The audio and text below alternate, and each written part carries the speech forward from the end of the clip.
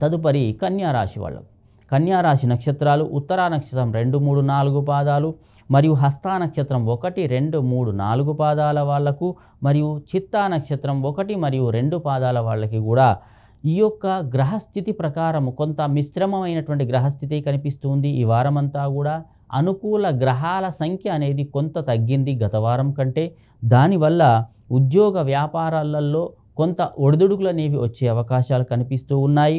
భూ సంబంధమైనటువంటి మరియు వాహన సంబంధమైనటువంటి విషయాల్లో మాత్రం మంచి ఫలితాలే కనిపిస్తాయి ఈ వారం కూడా. మరియు కొంత ఇబ్బందులు అనేవి తొలగిపోతాయి. ఆ యొక్క గృహ కొనుగోలు విషయంలో కూడా ముందడుగు పడుతుంది ఈ వారమంతా కూడా. మరియు వాహన కొనుగోలు కూడా చేస్తారు. మరియు ఖర్చు అనేది అధికమయ్యే అవకాశాలు కనిపిస్తున్నాయి. అది ఎవరితోని, ముఖ్యంగా పిల్లల విషయంలో చాలా ఖర్చు అనేది చేస్తారు. పిల్లల యొక్క చదువు విషయంలో కానీ, వాళ్ళు విదేశీ యానాల కోసం కానీ లేదా ఉద్యోగ కోసం కానీ ప్రయత్నాలలో ఖర్చు అనేది అధికమయ్యే అవకాశాలు ఈ వారంలో మీకు కనిపిస్తూ ఉన్నాయి. మరియు ధనం అనేది మీకు నిదానంగా అందుతుంది.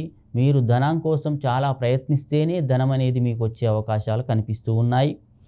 మరియు మీరు ఎప్పుడైనా సరే సొంత నిర్ణయాలపై ఆధారపడండి. ఇతరుల యొక్క నిర్ణయాలను చేద్దామంటే మాత్రం మీకు కొంత ఇబ్బందులు కలిగే అవకాశాలు కనిపిస్తున్నాయి. కావున మీరు సొంత నిర్ణయాలు చేసుకోండి.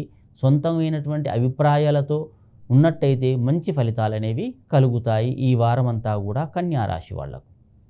ఉద్యోగపరంగా మాత్రం ఎలాంటి లోటు అనేది లేదు.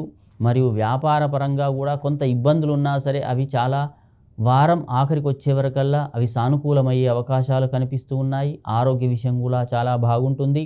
మరియు వృత్తి వ్యాపారాలలో కూడా మంచి ఫలితాలు అనేవి వారం మధ్యలో కలిగే అవకాశాలు కనిపిస్తూ ఉన్నాయి. మీరు ఏ పని చేసినా సరే ఆలోచించి సొంత నిర్ణయాల ప్రకారం చేస్తే ఎలాంటి లోటు అనేది ఈ వారం మీకు కనిపించడం లేదు, ముఖ్యంగా కన్యా రాశి వాళ్ళకు. కాబట్టి ఇంకా ఏవైనా సరే మీకు లోటుపాట్లు కనిపించినట్టయితే సుబ్రహ్మణ్య స్వామి ఆరాధన చేయండి. ఆ యొక్క ఆరాధన చేయడం వల్ల ఇంకా మంచి ఫలితాలు కలుగుతాయి. మీ అదృష్ట సంఖ్య 6.